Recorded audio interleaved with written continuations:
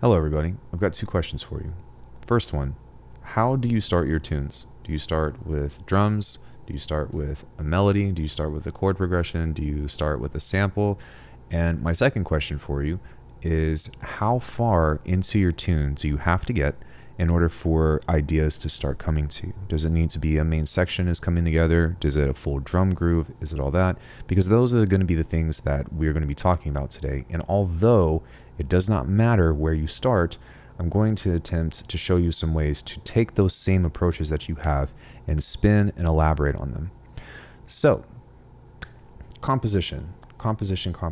Writing music, I've covered this several times, and honestly, it's way more simple than we make it out to be.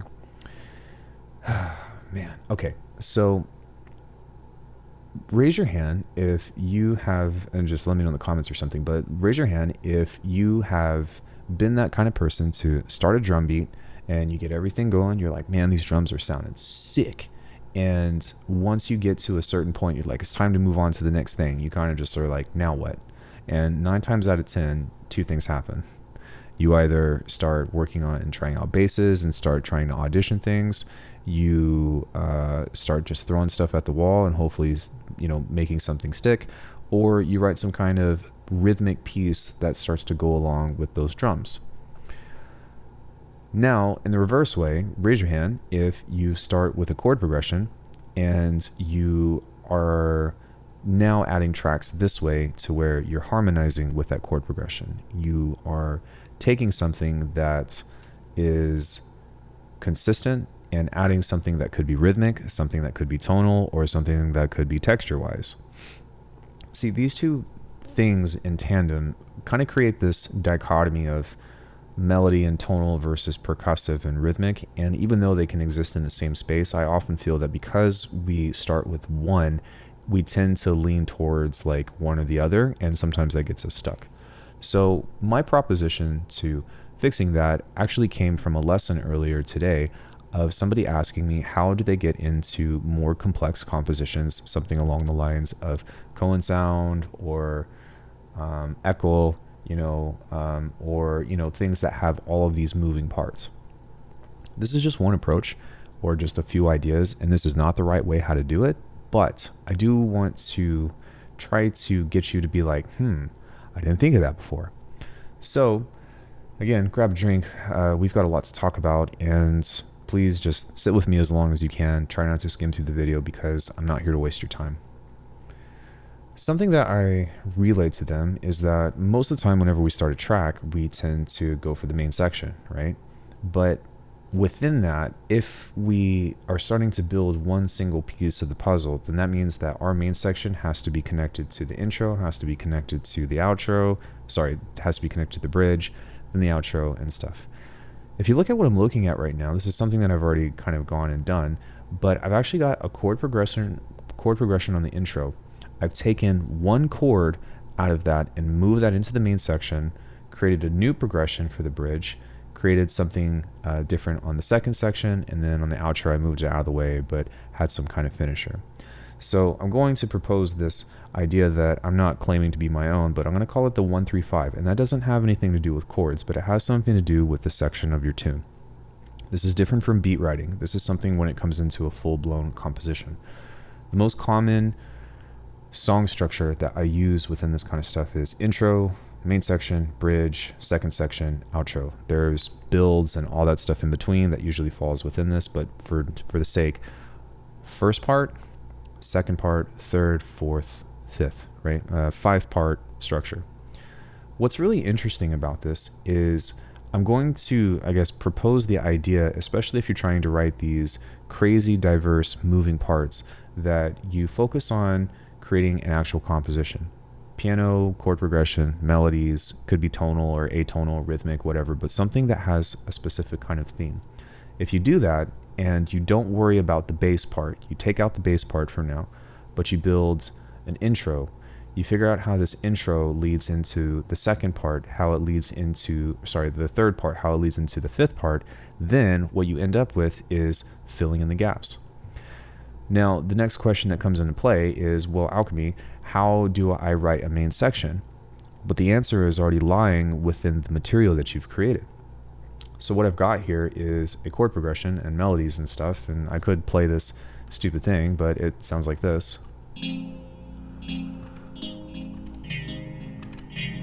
So within this, we've got chords, we've got notes, we've got a bass line.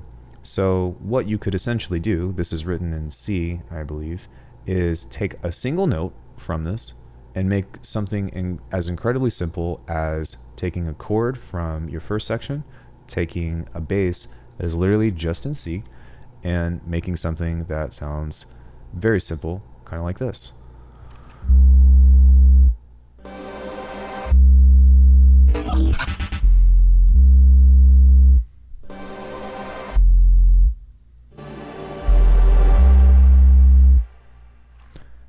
This section that I just wrote are all regurgitations from writing this chord progression. And this is nothing new. People have talked about expanding on a 4-part harmony in many different ways, but I'm kind of wanting to cover this in my own words and in the means of electronic music, and also how to get your idea or your brain thinking of starting with something simple and using that element of whatever you start with to extend into the other parts of your song.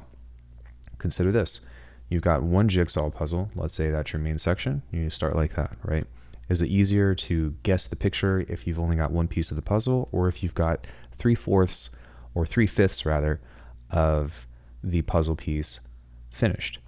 Now, this is only a guideline. This could expand into so many different facets of whatever kind of electronic music you want to do. You could also just write an intro, make a beat, make an outro, call it done, because it has a beginning, middle, and end.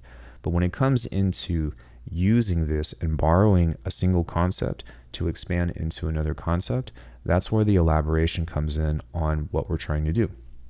So I don't know about you, but I typically try to do this first. I go main section, and then I'm like, oh, well, what about an intro? Or what do I do next after this? But sometimes in working in this way, we naturally, like, especially when we first start making music, I don't know if it's just me or not, but I tend to jam. I tend to make different melodies that go with this, you know? This is in C, so all I have to do is make or find some other instruments that sound good in C. And to that, sometimes, not every time, if you've seen my video on the clip launcher, this can be a really good piece to start using ideas in which to kind of sketch this. I wanted to show you this in the timeline first because you don't need the clip launcher or session view. However, this is a really neat way to organize, oh, I'm going to write an elaborate tune, and I'm going to do it using chords. So I'm going to start with very basic chords that start from here, which is, you know, whatever this is, and then this is my second part. If you notice right here, this is my first part, and then this stems into my second part and third. You get where I'm going with this? So in that sense, this is giving you more and more material to work with. You know, I don't know if you all ever ask yourself, how do all these people have all these layers? How do they have all of this, you know, crazy fills and crazy melodies and this and that? That's because the mindset going into those kinds of things stem from having a piece of musical or percussive, or having a piece of material, whether it could be anything, and regurgitating that idea and expanding upon it. So what do I mean by that? All right, well, we've got this chord progression. So yay, sounds so good. I'm gonna make this a little bit shorter.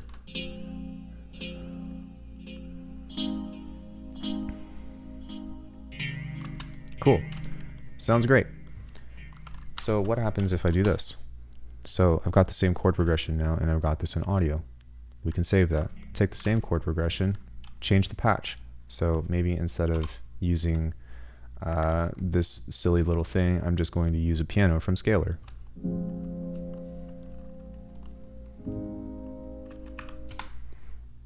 Great, now I've got that. If you want to drag these into your clip launcher, you can do that into your bank or whatever. But now that I have this, okay, well, let's say I like this, but I'm going to change this into a different patch. We're going to pull up our old trusty faceplant.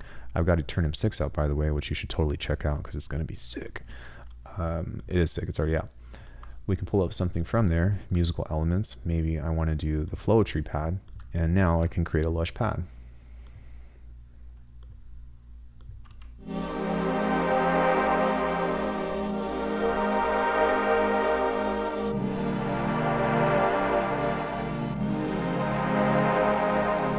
Suddenly it makes those chords sound a lot more interesting. I'm using fifths, that's why. But check this out. So between this, we've got 4 chords, and now we've got 3 different versions.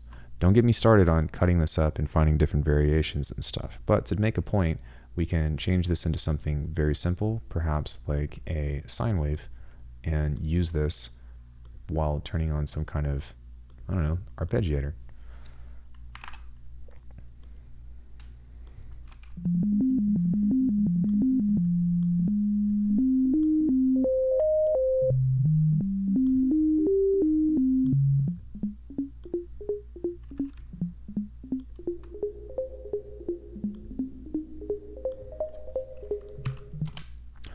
Again, this question, do you start to hear stuff under this? Do you start to hear all of these or any of these together being going into a different direction or going into something specific?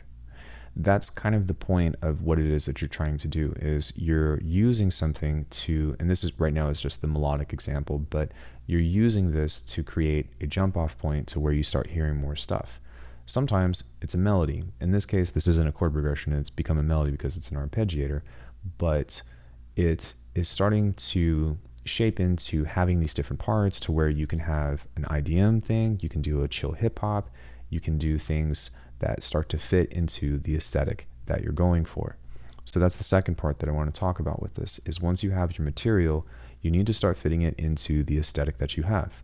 So for me, I've got a couple of examples here, but again, I just want to play this with you really quick, and I want you to, guess what kind of beat this is going to turn into. Or a better question would be, think about how many different drum beats you can put under this if you hear it. Give me 1 second. Let me unsolo this.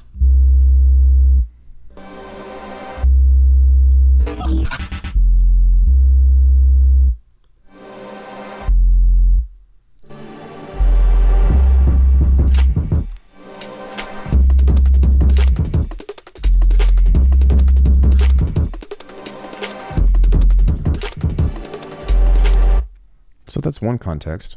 Sure, that can totally span into something else. But what happens when we change the drums? What happens if that's not the aesthetic we're going for? We want this to be as heavy as possible while punching you in the face and still being beautiful. Something with a drum loop kind of like this.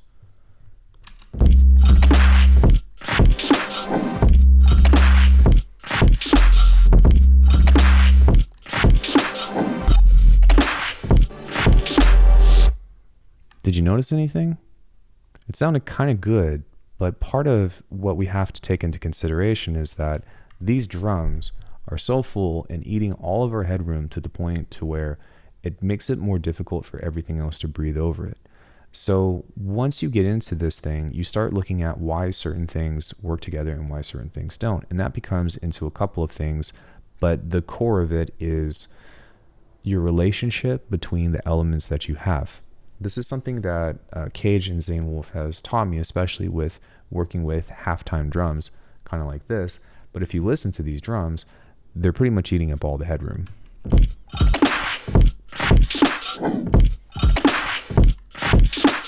Right?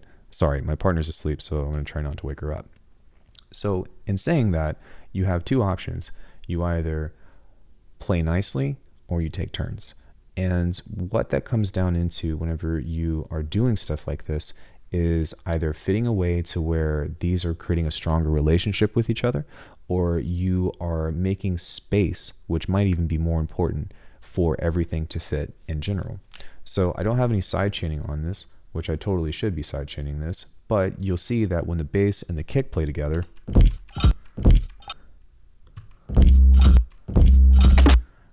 obviously they're colliding because this kick is so big.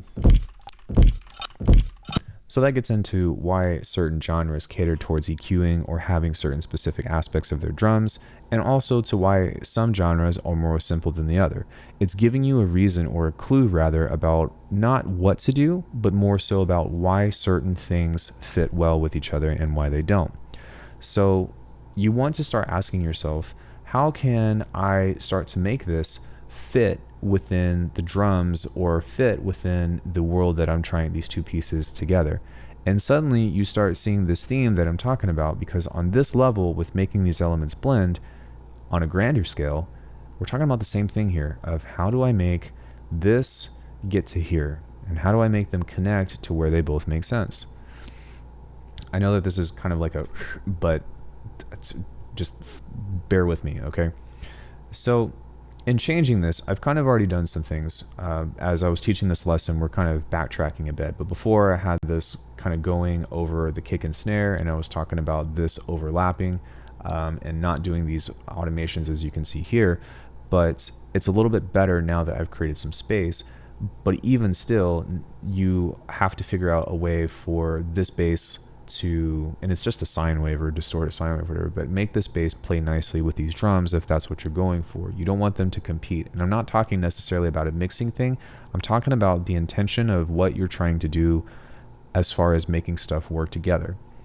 So this is how you go from taking a specific idea into something else, but I also want to go into what goes into this in the first place, because it doesn't just need to be a bass line. I know that I covered it a little bit, but it could be, I'm playing this chord progression and maybe we just take this and create one single melody out of it. Sorry, that's a bass. We wanted this one.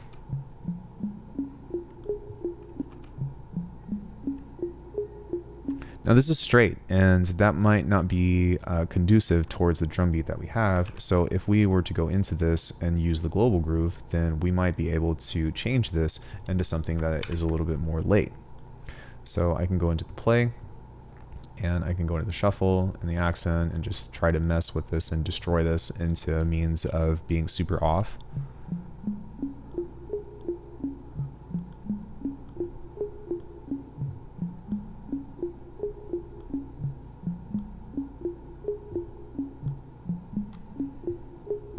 And now maybe this is too soft, so I need to start adding distortion or something timbre-wise in order to make that fit. But you see how I'm starting to lead my decisions based off of what it is that I'm working with.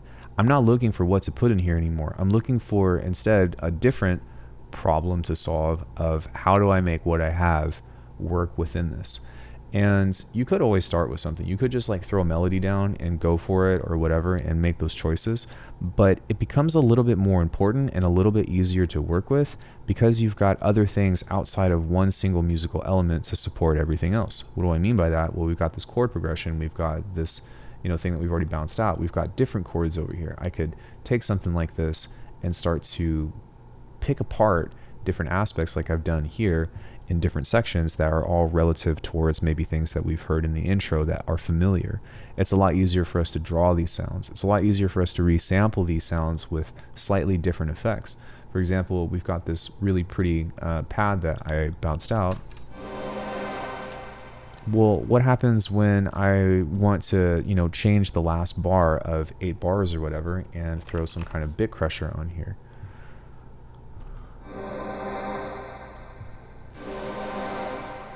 I can automate that and make that close over time. I can cut off the reverb over time. I can do so many different things that kind of help manipulate this in order to fit within the context of what it is that I'm doing in the first place, which is going to circumvent back into exactly what I was talking about from before and the intention, because you might not just do a chord progression like this and then be like, I want it to be halftime, right? Most of the time, whenever you're making things, you're already trying to fit within a specific aesthetic. So before you even start this process, it might be wise for you to try something along the lines of making a melody that's really stupid, but something along the lines of this.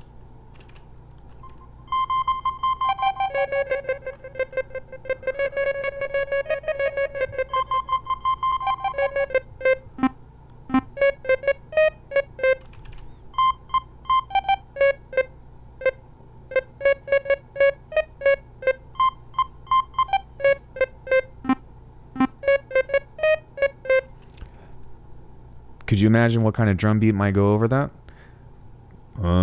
Maybe something like this, right? Because now that I'm starting to get into the musical aspect of this, I'm starting to think about what kind of things would go well, what kind of things would cater towards making this work. And it might not be off the jump, but even still, what I'm doing is starting to think about that aesthetic and think about that style of which I'm starting to create musical material within the first place. Just because you have a 4-part progression like this doesn't mean that it needs to stay that way. You could cut it up and staccato it and play it on the same rhythm as this.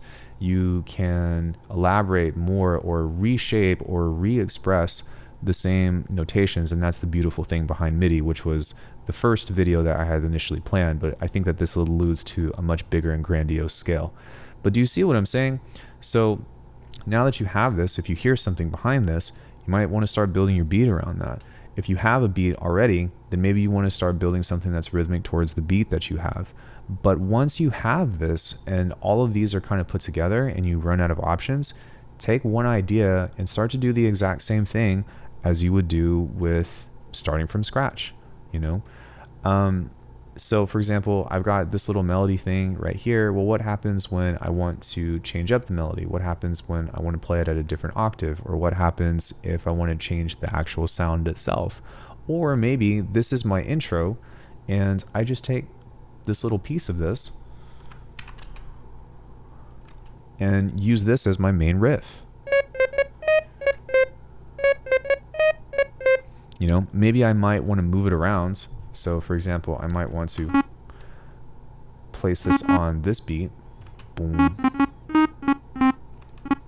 And then maybe have another one. And then have another thing right here. So that way we've got a little bit of space and that way it's actually there. But if you take this and you even turn it into something that's more of a bass.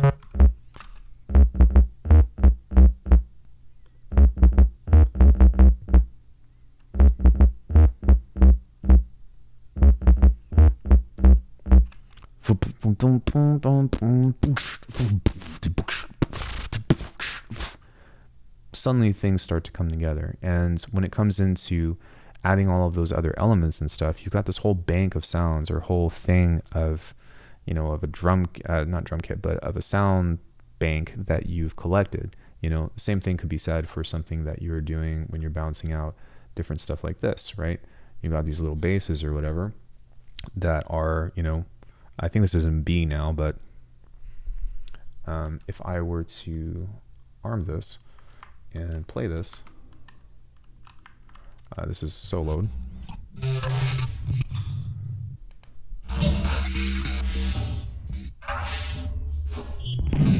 You know, any of this stuff works.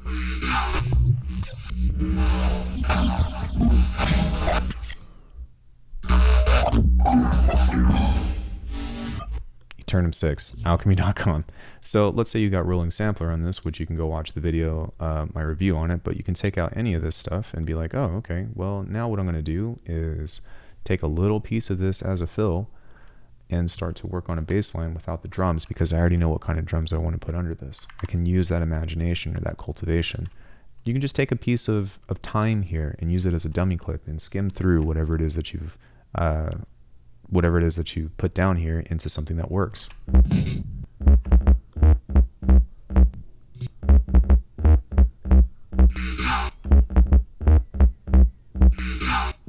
You know, maybe you might want to modify it a bit because this sounds a little bit off. So you might want to be like, or even here.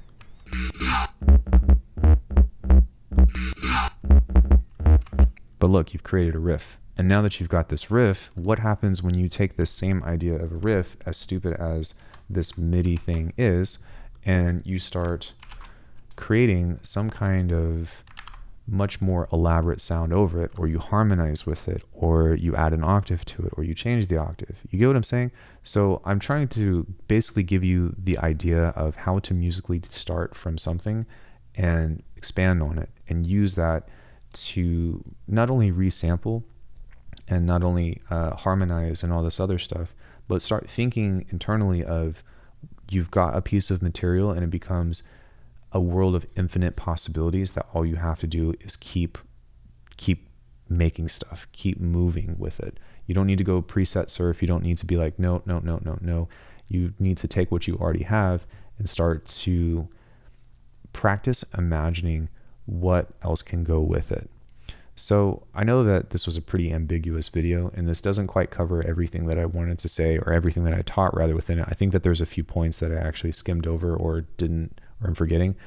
But even still, within all this stuff, it gives you a very clear indicator about how to go from one very simple idea into much more elaborate things, and also how to answer those questions of like, yo, how do people come up with all these layers for their bass lines? Or how do people have all these textures and materials that somewhat fit together with it? Well, it's the same thing that we always do. We're jamming, we're recording those jams, we're harmonizing with it and taking pieces of that out. Most of us know how to do that through mud pies. So why can't we do that with our musical elements? Why can't we do that with our rhythmic elements? You know, I will say, as a last kind of thing, the last jump off point is, I've made a video about this, but I wouldn't recommend trying to make a bass line out of like a bunch of different neuro cuts. You do want to try to find some kind of very specific call and response and vary it off of that. In martial arts, we have this thing called broken rhythm. In order for you to break a rhythm, you have to establish a rhythm first. So if you're using, you know, maybe 2 or 3 hits that are rhythmic towards like, then you've created the rhythm, right? Because we've created an expectation. Once you've created that expectation, when you change it, that's when you make your sounds seem a lot bigger. That's when you make them seem like they matter a lot more. So yeah, if you guys like this video, do me a favor and like and subscribe. Support me on either alchemy.com, become a member, or book a lesson with me, because I'm $30 an hour until the end of June. So you've got 2 weeks. But yeah, I hope that this helps, and I hope that this gives you some insight into how to create more with only a few things. Thank you guys. I appreciate it. I'll see you in the next one.